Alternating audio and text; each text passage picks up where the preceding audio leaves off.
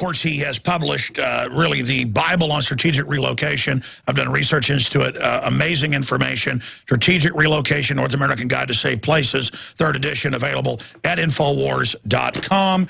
And, of course, we shot an hour-and-a-half interview a few weeks ago that's gone viral on the web that I titled Secrets of Survival with Joel Skousen. Of course, his uncle wrote multiple best-selling books, but the big one was The Naked Communist, that I remember being on the bookshelf at my grandfather's house, and I remember actually seeing my dad reading it when I was a child. And then all these years later, we realized how important that book was, but now we've learned even more. So, again, why do we see Warren Buffett calling for higher taxes? Why do we see Bill Gates? Well, Warren Buffett's the biggest recipient of bailout money. So it's a very simple equation. They want socialism and communism, socialism into communism, to shut down their competition. They are exempt from the laws they pass, and they get your money in corporate welfare and corporate contracts. And I should add one final point, most important, they can selectively enforce all that. Hey, carbon taxes, but all the insiders, they're exempt. Oh, national health care, but thousands of companies that are insiders, they're exempt. It's unfair trade advantages. So they want tyranny, but only for you and only when they feel like it. The essence of corruption is unjust weights and measures. And so that's what this system is. And a complexity of Agenda 21, all these regions, all of this, these committees, regional government, political correctness, hate speech, it's all directly out of the Soviet Union model, which came from the West. And Joseph McCarthy, this has since been leaked by the Russians, and the New York Times years ago had to admit, McCarthy was right when he came out and said that there was a communist conspiracy, but they destroyed him at the point that he came out and said, oh my gosh, the elites in the West are actually in bed with him. That's when they destroyed him. They could use the Red Scare to take basic liberties. That was great. Okay, and build up the police state here. But as soon as he discovered how deep the rabbit hole went, they destroyed him. Now, Joel, you can correct any of those points if you disagree with it or expand on it, but give us on this May Day basically how the bankers operate, how they work, what you've expanded on from your late uncle, Cleon Skousen, and where we currently are in this dialectic. My introduction to this whole field was through Cleon's Naked Communist. I remember reading it as a teenager and being shocked at the amount of information about how the government actually facilitated communist governments coming to power. And so my uncle and many others at that time, early on in pre-Goldwater movement, really came to the conclusion the real threat was the communist powers. And everything we were fighting against was against communism, but it wasn't that way. Later on, my uncle found out that it was, in fact, capitalists colluding with communists. He wrote the book, The Naked Capitalist, which was the critique of Carroll Quigley's Tragedy and Hope. It suddenly got him a lot of flack because anytime the establishment didn't want Carroll Quigley to write that book. But he did. In fact, they shut down the last edition after he died, wouldn't let his wife republish that. But that's the real story about communism, not only its rise, but the left or the West facilitating that. Went even back before the Communist Revolution. Lenin was kept in relative luxury in Germany by Western powers, paying the bills and keeping him in reserve. When the 1917 revolution in Russia happened, the Kerensky regime came in because the Bolsheviks were losing. They came in to produce a coalition government, as they always do, to have a ceasefire so that the West could then systematically deny arms to the White Russian army and feed arms to the Bolsheviks. And that's why the Bolsheviks eventually won. And by the way, that's all been now released and admitted. And I even saw History Channel where the old CIA section chief admitted our government did indeed put Mao into power and send rifles without the firing pins to Chiang Kai-shek. I mean, it's all on record. That's right. And then eventually they cut off all arms to Chiang Kai-shek. Now, this was George Catlett Marshall, who was the one who controlled Eisenhower in the Supreme Allied Command.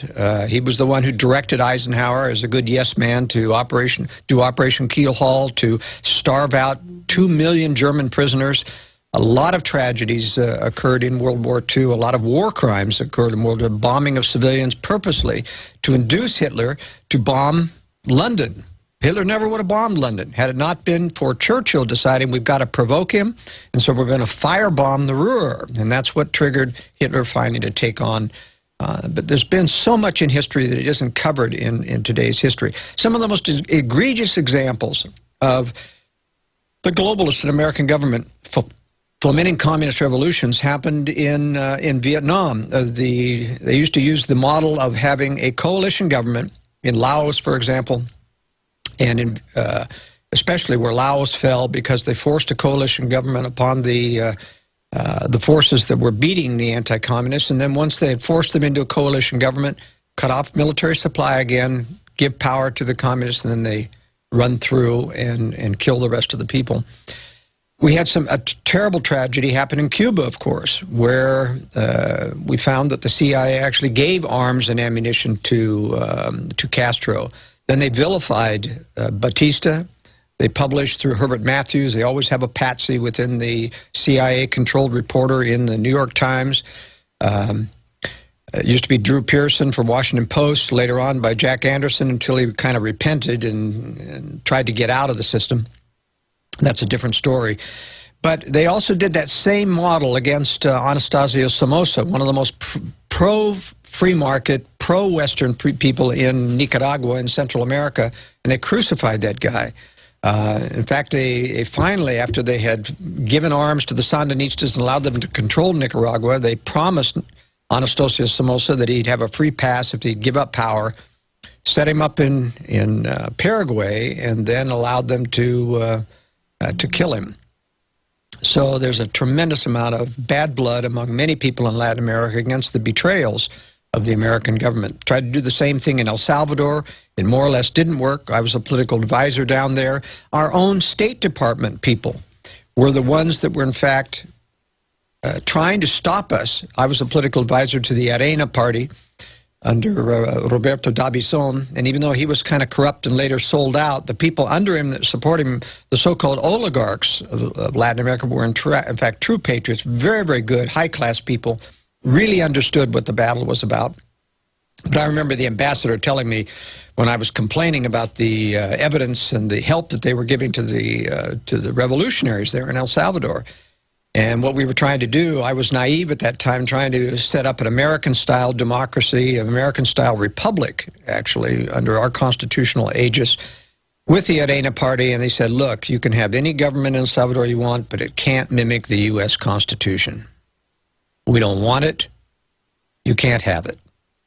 And sure enough, about a month after that, a big, well-heeled Salvadoran came in with a lot of money. The Arena Party was small before that, was always lacking funding, and he came in with a big load of cash and offered it to them if they'd give him a major position in the party. And from that major position, they ended up eroding the ideological base of the Arena Party, turned it into a mainstream Republican Party, started compromise, won the election, but they never did overturn the socialist direction of the country because of those compromises. So this is the way that the government works. Now, when Cuba happened, what was interesting about the documentation in Cuba is that the ambassador to Cuba was a friend of General Eisenhower, very, very close friend. He was a strong anti-communist, and he got very upset when he found out how Batista was being undermined, when the State Department was cutting off the arms to him in order to make sure that Castro could win.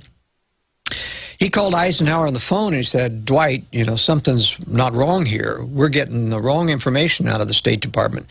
He said, well, go to the State Department, go up to the 4th floor, which was this hotbed of communists, and find out what's going on. So Ambassador Earl Smith comes back to the United States, goes up to the 4th floor of the State Department, and he finds out that the top people who are not communists are protecting the communists in the State Department. He wanted them removed. They refused to do that. He documented it in his book, Knife in the Heart of, I'm trying to think what it, anyway, it was a very, very good book on the entire betrayal of Cuba that happened from our own State Department. We've got to go to break. Why do the ultra-rich want to put communism in places? I want to explain that dialectic and that synthesis on the other side. Have you been to InfoWarsShop.com lately? Express your inner patriot with these brand new InfoWars t-shirts. Say it loud with the InfoWars Bullhorn shirt, or educate the sheeple with the Bill of Rights shirt. Grope the public's mind with the TSA shirt. And with this shirt, you can let the dark side know of the Rebel Alliance's power. All available at InfoWarsShop.com. DHS to release bacteria in Boston's subway system. You can't make that up. That's breaking at Infowars.com right now. We'll cover that more before the hour ends. Also in the nightly news tonight, FBI arrest anarchists in a Cleveland bomb plot. You see, they have to create the idea of a threat, so they create al-Qaeda, then they fund it, then they protect it. The al-Qaeda groups actually, in some cases, fund real terrorists who really even believe in what they're doing or are just criminals. And it's the same thing with communism. You've got to create the threat, take the liberties in the name of responding to that threat that actually moves you closer to being like what you're trying to fight. You become evil because, well, we've got to break the rules to defeat the evil. And this is part of the more sophisticated system, and it goes back to the Rothschilds and others, where they would just fund all sides in a war. They had European conflicts where there'd be 2 or 3, 4 different factions sometimes, and the big banks would fund it all. And Carroll Quigley, in his book, Bill Clinton's mentor, he was allowed access to the documents where the elite admitted all this. He thought it was a great system. He was proud of it. He wanted to talk about it. And then Joel Skousen's uncle wrote about it, gave it a lot of attention, and here we are today. And I think that's one reason we have a jump on these people at a certain level is because of your uncle and Ron Paul and G. Edward Griffin and countless others who for 30, 40, 50, 60 years have been out there exposing this, and myself now for 17. But only if we point out that we were right and explain the nature of the threat. This is a short segment. We'll continue into the next long segment, but you can keep giving examples of this. And if you're a new listener, folks, go look up everything he's saying. It's all on record now. I mean, I knew this a long time ago, but when I saw on History Channel the CIA section chief, doing an interview from the time in '49, he was very elderly in the interview, and they admitted, oh, yeah, we put Mao in power, like it was funny. Mao killed between 64 and 80+ million people. They debate that. The Chinese say 80+ mil. He says, the CIA says 60-something. But, I mean, Joel, again, who are the elites? Why do they want this? What is the larger plan? How do they plan to merge this? What's the end game? Well, let me first comment on the dialectic itself, because that's where we left off. The dialectics is crucial to their power because if left to its own devices, history will inexorably drift towards more liberty. People continue to resist tyranny. Most people are good in life. It takes a concerted few to manipulate and keep those people from gaining liberty. The dialectic that is creating a boogeyman, creating a real enemy like China and Russia, allows them to destroy nations from afar with an arm's length transaction. It allows them to get rid of certain countries. It allows them to stop the liberty movement. And as you said, then replace it with a globalist, which is a phony. They always make revolution against corruption and fascism communist, as if that's the only form of resistance. That's right. Now, the end game of this, of course, is to eventually get us into a globalist world government. And that's why it took one major war, the First World War, in order to start this international process, the League of Nations. That failed miserably. Tremendous amount of and very intelligent. If you read the arguments against the League of Nations, these people were very well informed at the time.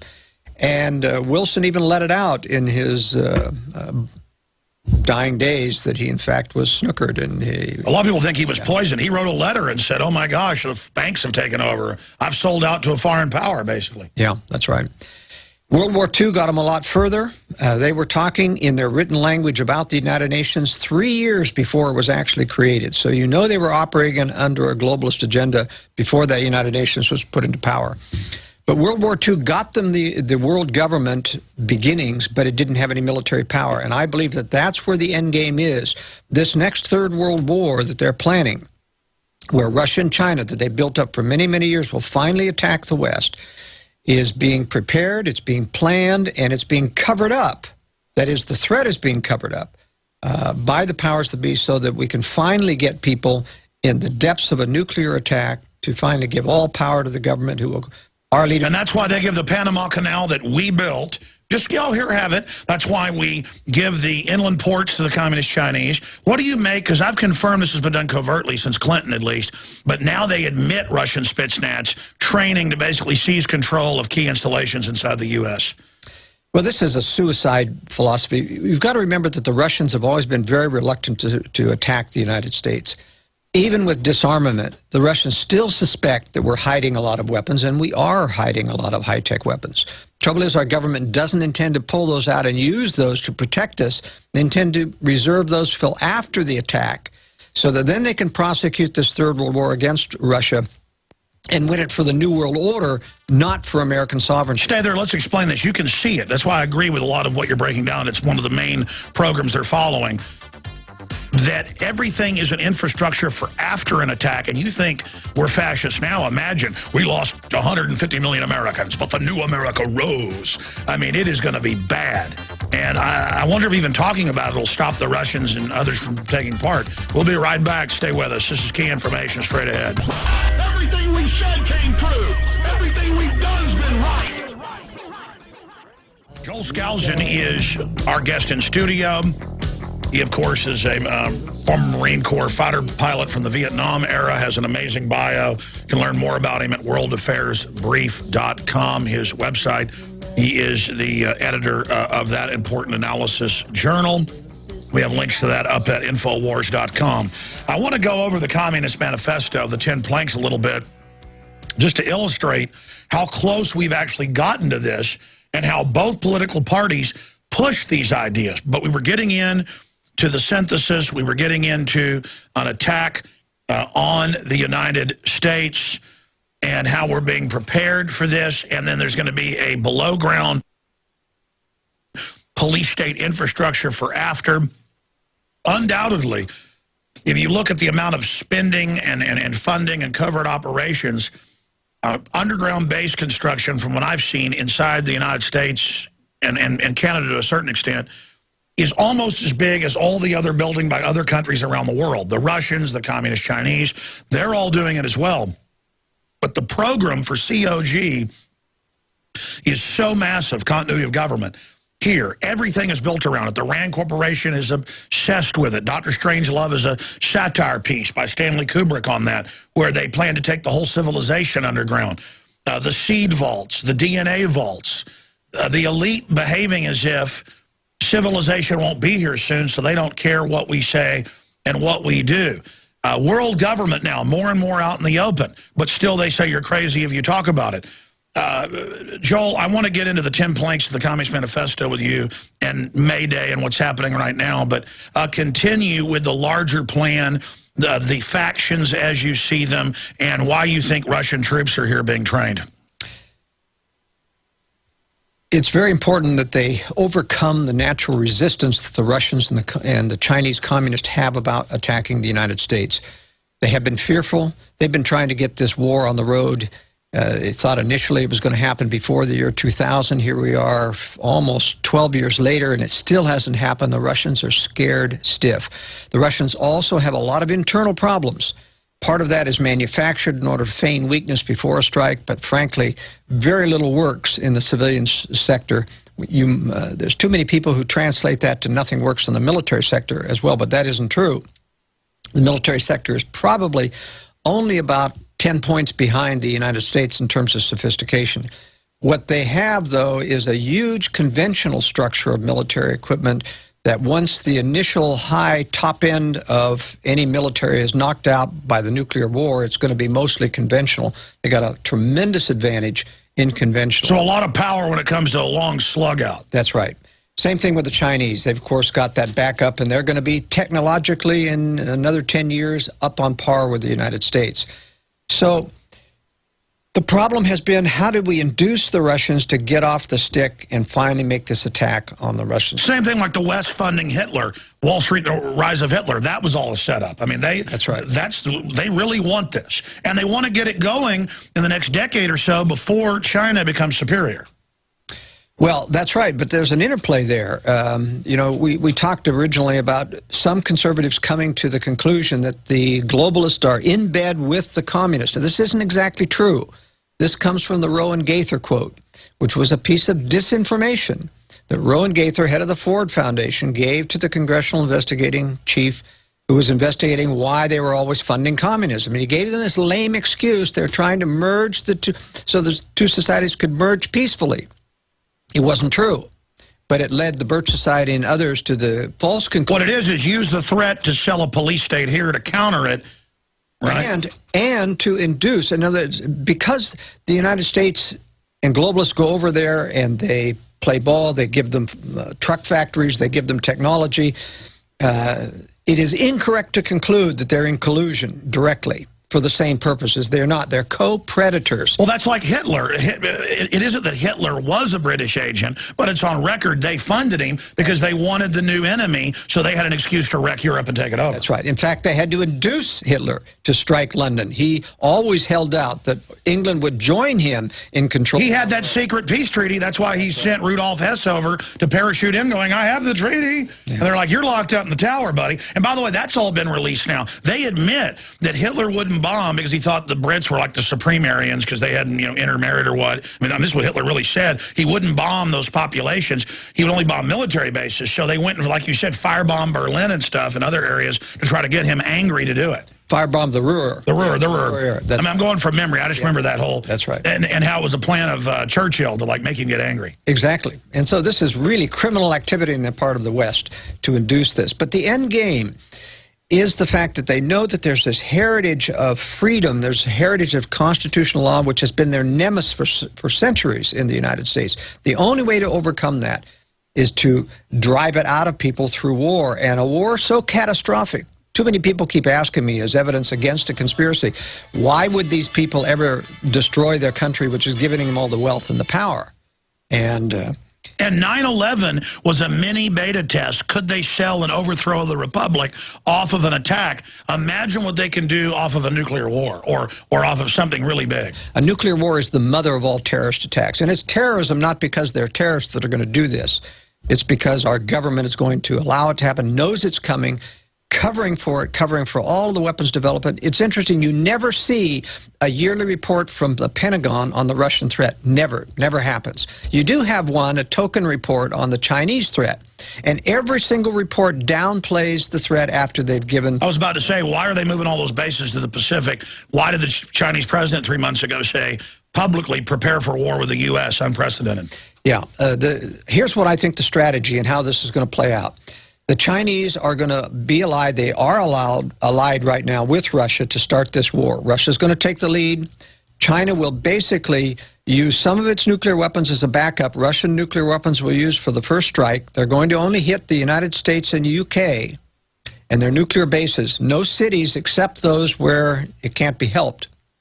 I'm predicting about 15 U.S. cities are going to go down, be vaporized, but the rest of the nation will survive after some radiation fallout sickness. Was that what 888 was with Cheney and Georgia trying to go ahead and get the war then? Remember when Cheney, had them roll in, to northern Georgia and the Russians rolled nukes in and that whole fracas in 2008? The whole Georgian conflict, was that an attempt? Oh, Georgia, you're talking about internationally.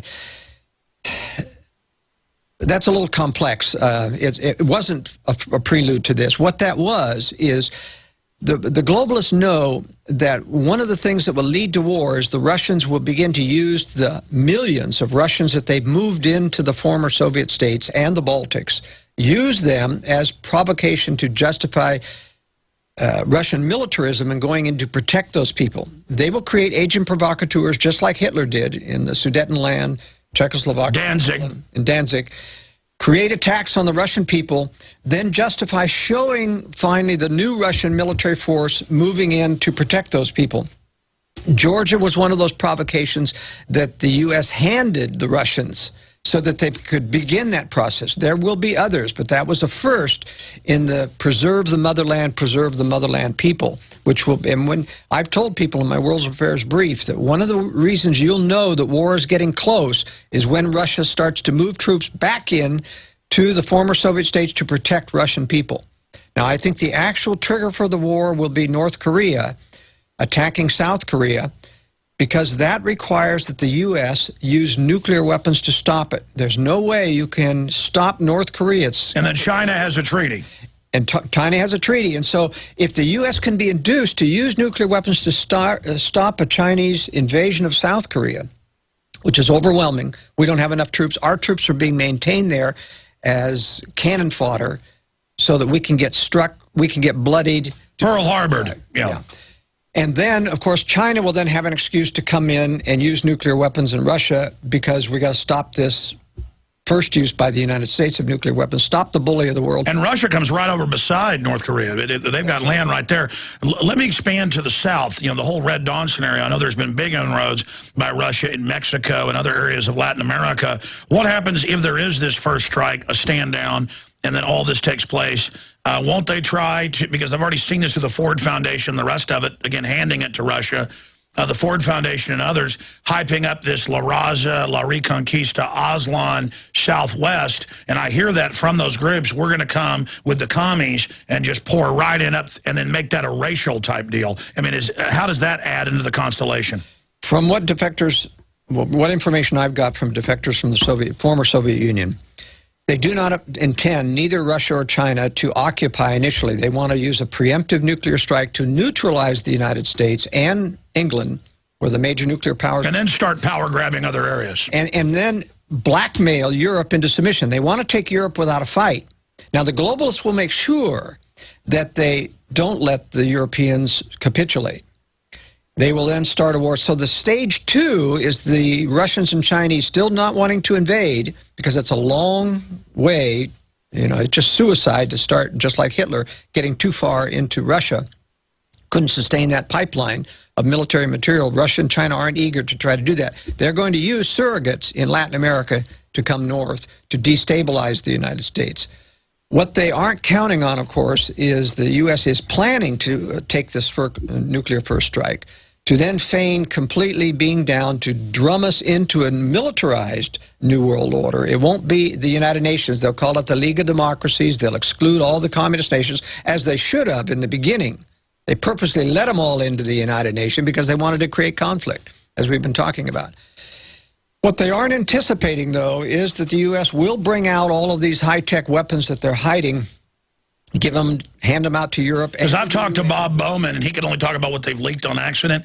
Star Wars was around in the 70s, and by 79, they had total decapitation systems with DU meteor gun sabos, you know, robotic, basically satellites up there that have non-nuclear, but it's a meteor gun. It'll kill people a mile under the ground. It'll go right through a mountain, and they've got a lot of these. He said in the 70s, and he's the former head of Star Wars.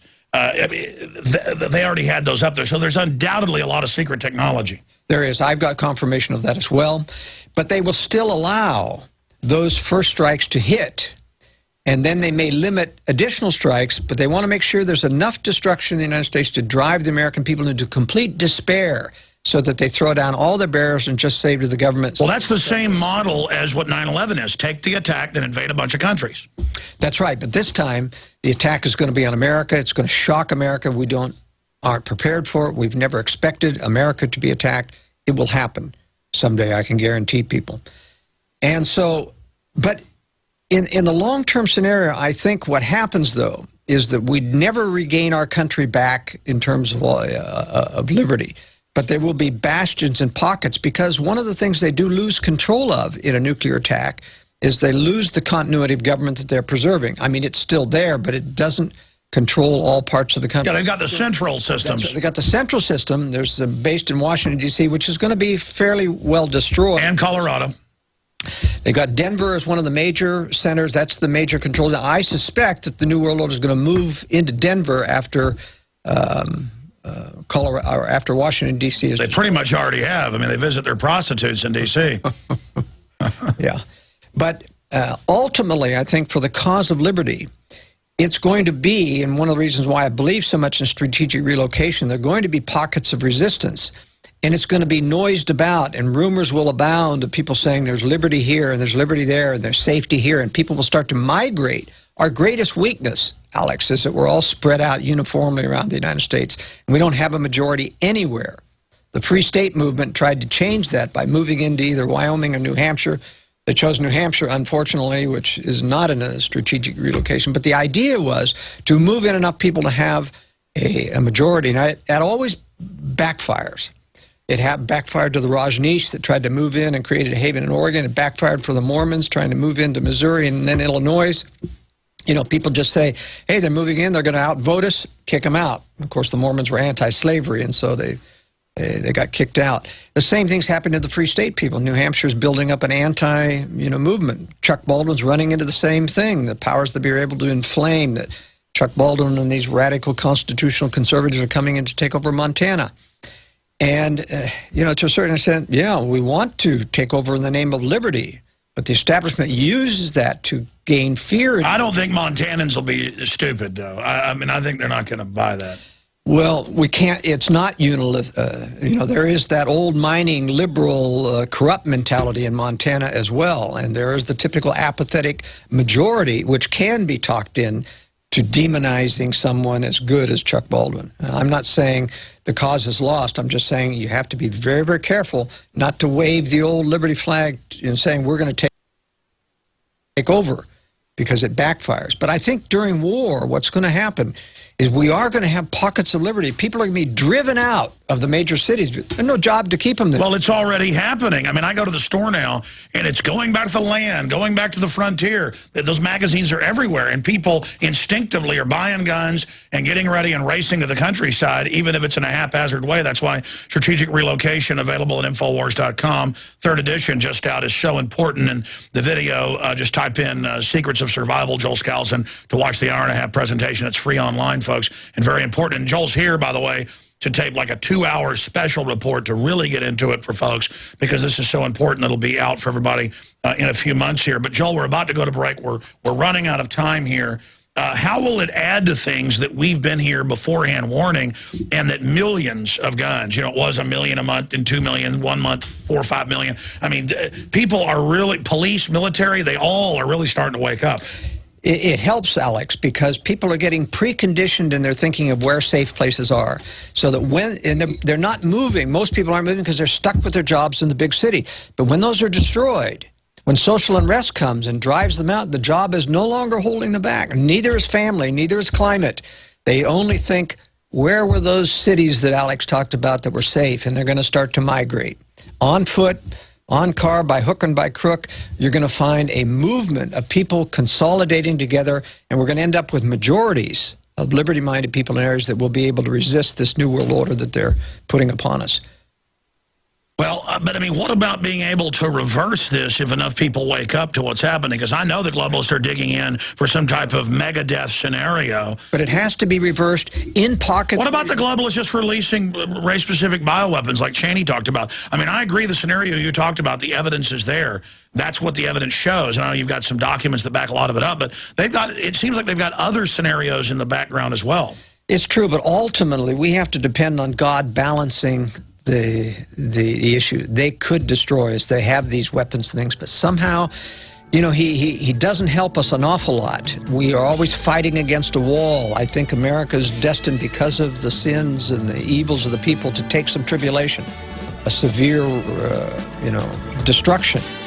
But out of that, there will be balance, and I think the Lord's going to manage that to keep, he has to, by his own principles, to allow. That's what happens in history over and over again. Final segment with Joel Skousen straight ahead.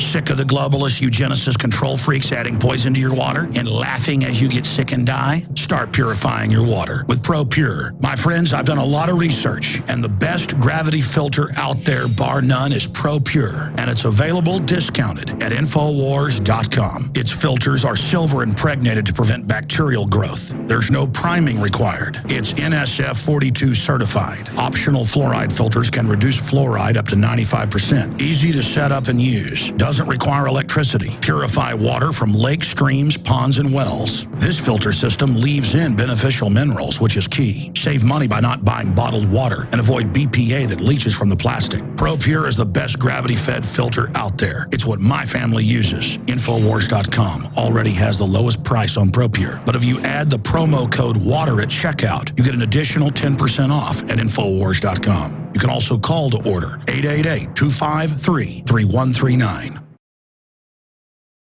But the fool on the hill sees the world spinning round.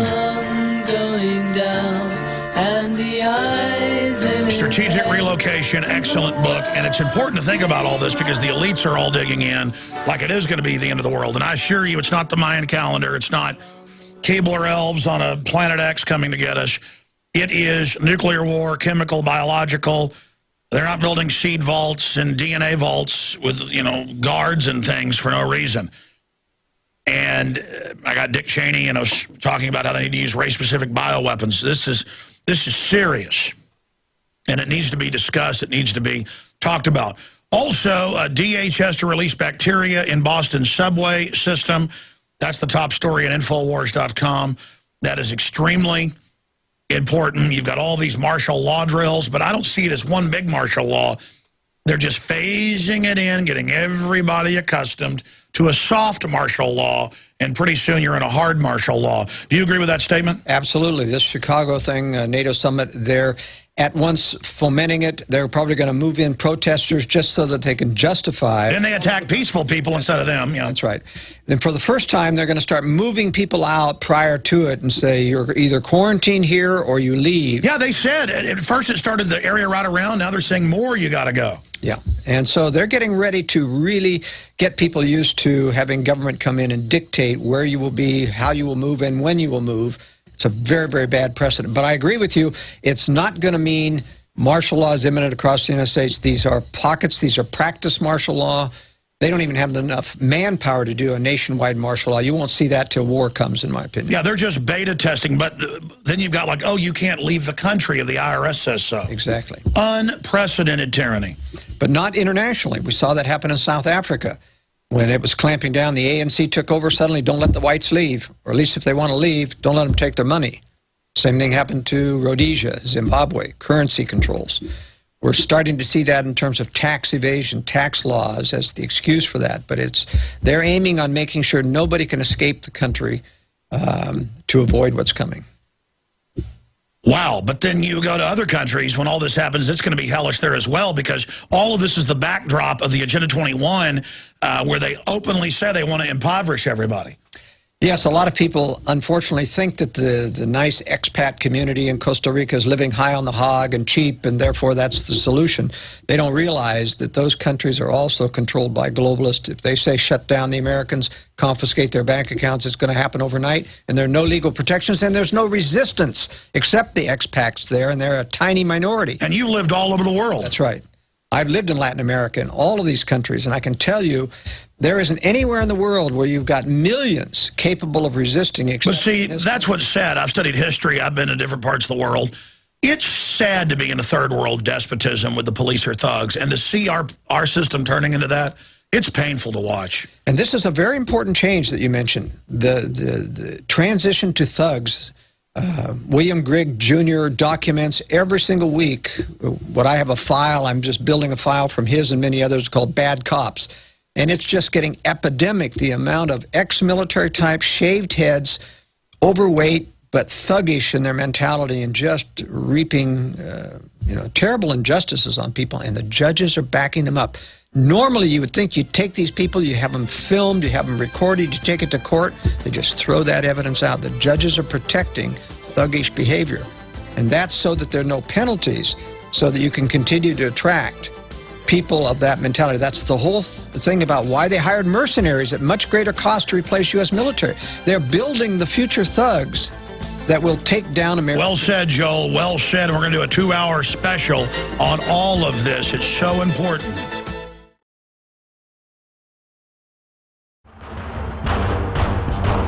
Ask yourselves, what are you doing in this time of great challenge? What are you doing to unlock minds?